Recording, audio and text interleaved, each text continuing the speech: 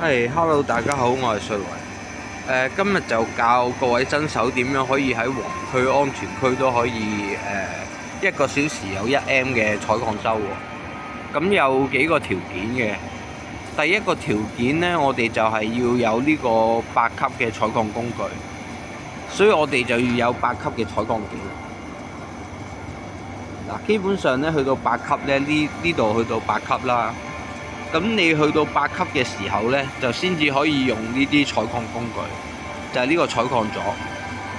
但係你要注意呢，就有兩個嘅。第一個就係呢個普通嘅採礦座，即係佢8級會比7級採得多啲嘅，採得快啲嘅。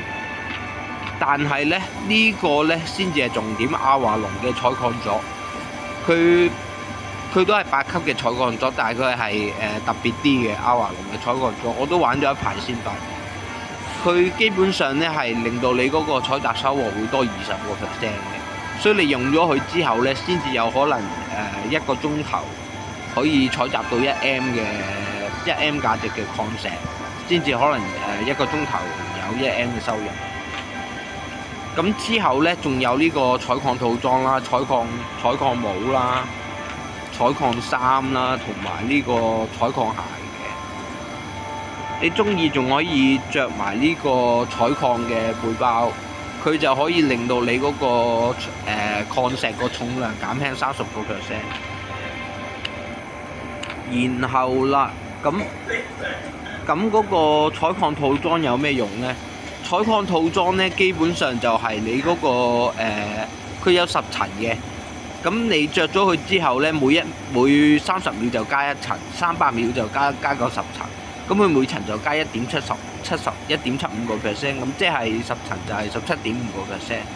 咁呢個採礦帽呢，就可以令到你多17.5%嘅收穫。咁呢個採礦鞋一樣啦，又係10層17.5%。咁加埋呢件採礦衫呢，採礦衫就唔同啲嘅，佢10層有35%。咁你呢個採礦帽、採礦衫、採礦鞋，加埋阿華龍嗰個採礦工具，咁你嗰個採集收穫呢先至會特別多嘅。就係呢幾個條件加埋呢，就足夠令到你1個鐘頭有1M 嘅收入。咁當然啦，仲有基本你一定要食豬肉批啦。咁我就普通7級嘅豬肉批就夠啦。佢嗰個採集收穫會增加15%。咁都唔使話附魔1、附魔2、附魔3，因為價錢太貴，同埋增加嗰個採集收穫太少啦。你用普通嘅豬肉批係最大經濟價值咯。如果你用點1、點2咧，嗰啲其實多餘嘅，唔需要。咁你係啦，呢4樣嘢：採礦帽、採礦衫、採礦鞋、豬肉批，加埋呢個阿華龍嘅採礦工具咧，咁你就可以實現到1個鐘頭有呢個1M 嘅收入㗎啦。嗱，咁我示範一次啊，採集一個普通嘅石礦。咁我呢家空身㗎嘛，乜都冇㗎嘛個礦。咁我採一次。嗱，我採一次就有22個，咁呢個石礦呢，基本上嗰個市價就100蚊啦。咁22個即係2200蚊，即係我差唔多2秒都唔使就賺咗2200銀幣。不過佢嗰個採礦嗰個有個上落值嘅，我再採多個石礦俾大家睇下。等我揾個石礦先啊！嗱，呢度石礦，嗱，咁我哋呢家22個啦，再採一次，係佢得2個，我哋揾個夠3個嘅。嗱，呢家我哋係37個，採購3個，就去到59個，37加即係37都係22個。嗱，我哋再實現多一次，59個，再採，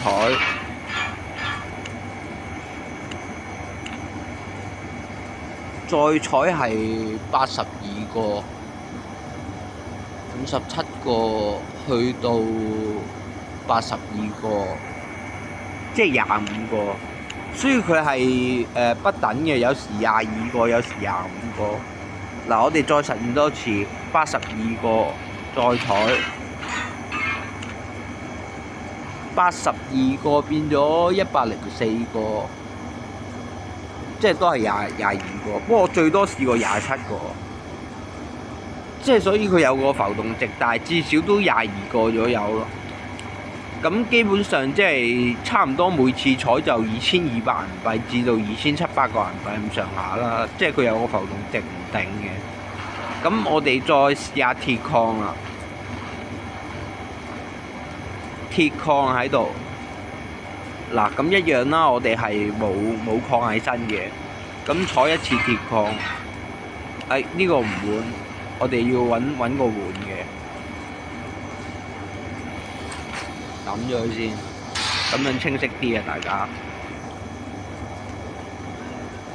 我哋再揾個鐵礦，俾少少時間我啦。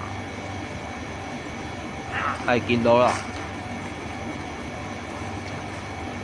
嗱呢個鐵礦，咁我哋呢家係冇礦喺身啦，乜都冇啦，採一次。完整嘅呢個係，嗱我哋就總共得到21個鐵礦，咁鐵礦就差唔多市價就8283蚊啦。咁大家計下啦，21個8283蚊，我大概計都8283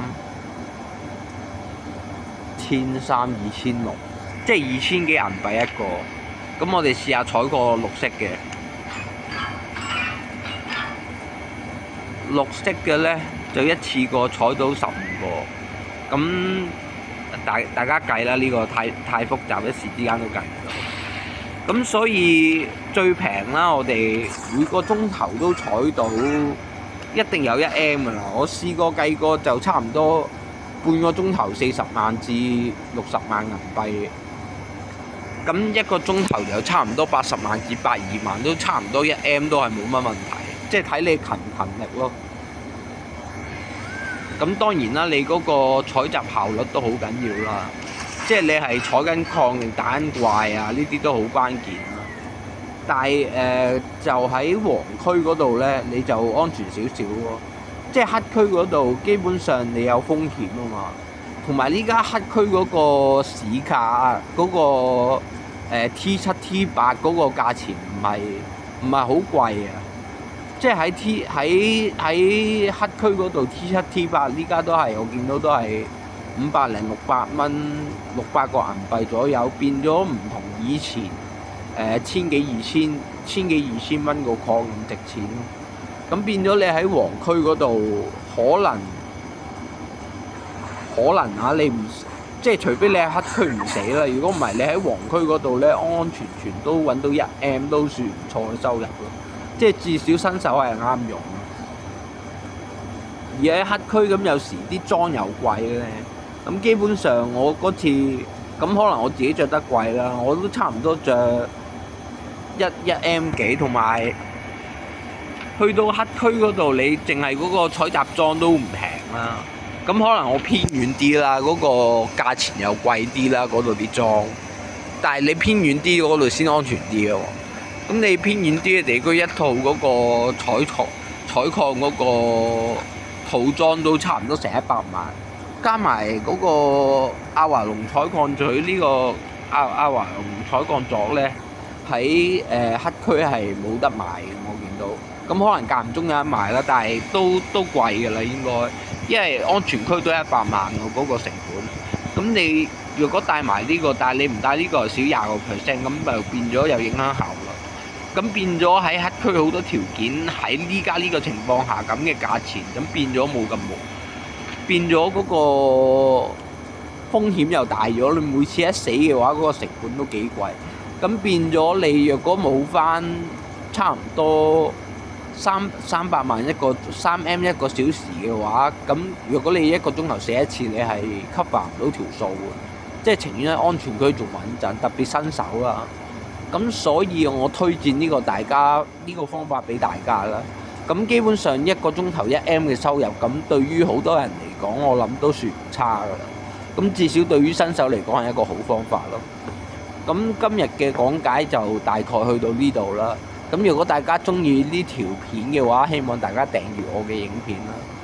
我係瑞雲，多謝晒大家嘅收睇，好，再見。